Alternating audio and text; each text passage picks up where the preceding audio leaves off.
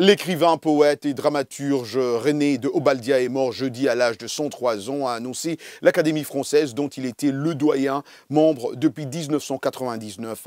Né en 1918 à Hong Kong, il était poète et dramaturge et avait publié peu avant d'atteindre ses 100 ans Perles de vie, édition Grasset, où il relevait le proverbe « Pour devenir centenaire, il faut commencer jeune ». Les circonstances du décès ne sont pas connues. Fils d'une Française et d'un Panaméen, diplomate dans la cité chinoise sous contrôle britannique, qui n'a pas connu son père, que sa mère a rapidement quitté après sa naissance pour rentrer en France. Il a grandi à Amiens, dans la région de sa mère, puis à Paris, où il a très tôt démontré ses aptitudes littéraires. Prisonnier pendant la Seconde Guerre mondiale, il devient ensuite un écrivain touche-à-tout, d'un humour mordant, cultivant le détachement.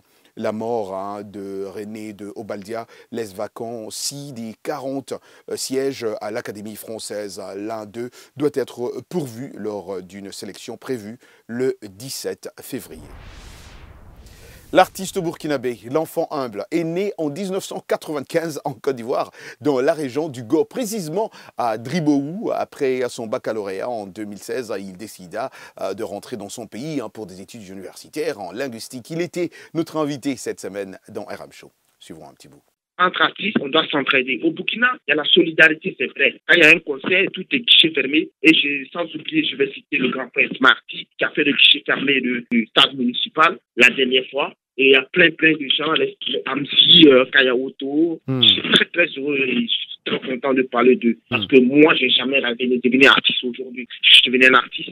C'est parce que j'ai manié la langue de Molière. Oui, j'aime le rap tellement. En style, c'est le rap. Et j'aime l'amour. L'amour, je chante l'amour. Ah oui, l'amour, nous en avons tous besoin avec tout ce qui se passe dans le monde, l'enfant humble. et parlons un peu de la situation aussi dans votre pays. D'abord, comment vous allez? Comment ça se passe là-bas chez vous en ce moment? Parce qu'on a tous suivi ici sur VO Afrique le coup d'État qui s'est déroulé chez vous, qui avait commencé d'ailleurs le 23 janvier par une mutinerie de soldats et finalement avec la prise de pouvoir par des militaires qui ont renversé le président Roch-Marc Christian Kaboré. Comment la situation se déroule en ce moment au Burkina Faso? Depuis qu'il y a eu le coup d'État au Burkina Faso, et ils ont annoncé à la télévision nationale que Roch-Marc Christian n'est plus le président du Burkina Faso, nous sommes pluridimensionnels et nous incarnons, disons, plusieurs rôles dans la société. Et nous sommes là, voilà, tout sincèrement, et on essaie de mobiliser tout un chacun et de garder le calme. Et je pense que ce calme ne fait que persister depuis que la situation s'est passée. Jusqu'aujourd'hui, tout se passe très bien.